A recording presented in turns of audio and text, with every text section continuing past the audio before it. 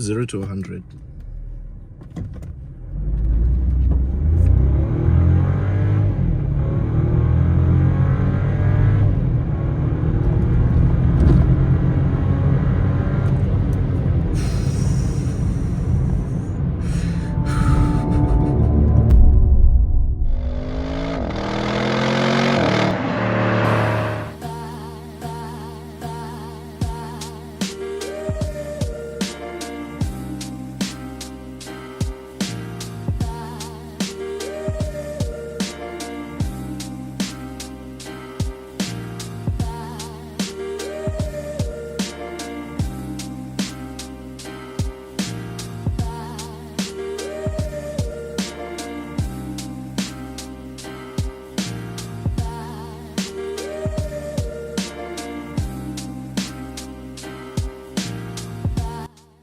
So the real question today is it still worth buying a second-hand Polo or a new one in 2023?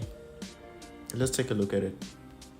Now, I'll preface this video by saying nobody is saying Polo is not great. Nobody is saying the drive isn't comfortable. Nobody is saying it's not a solid car. But over the years, some companies have caught up to VW, especially the Polo.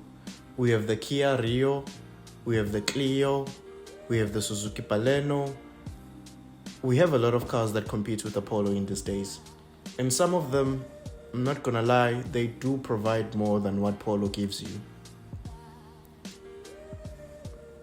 So first, let's talk about price.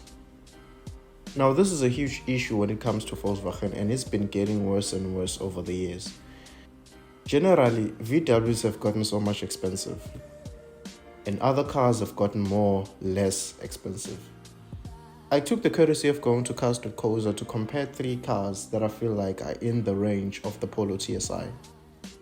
And those are the Suzuki Baleno and the Hyundai i20.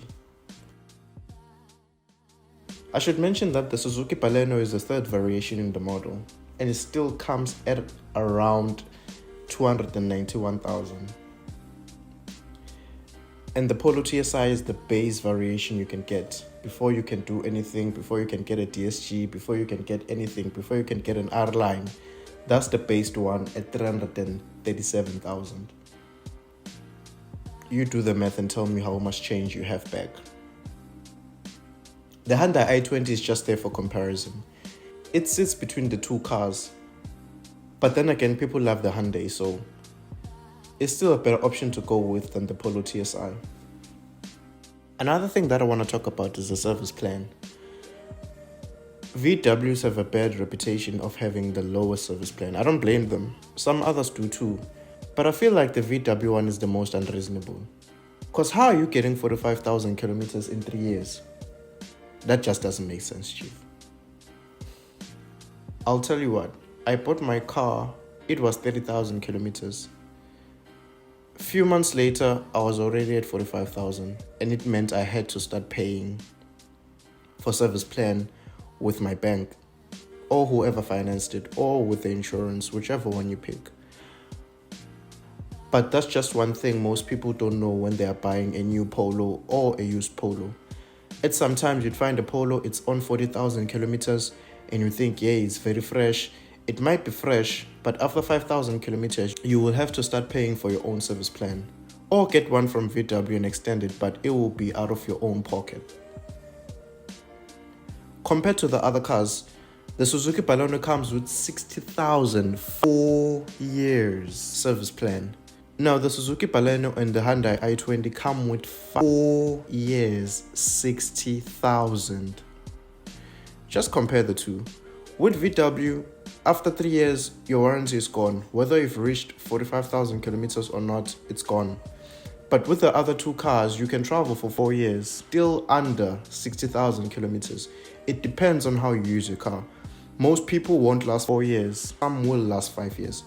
But which one is better? Lasting 4 years with 60,000 kilometers on the clock, or lasting 3 years with 45,000 kilometers on the clock? I feel like with the VW, you have to check where you go. Hey, is it too far? Nah, I can't take the VW. I will share some of the other features to contrast between the cars.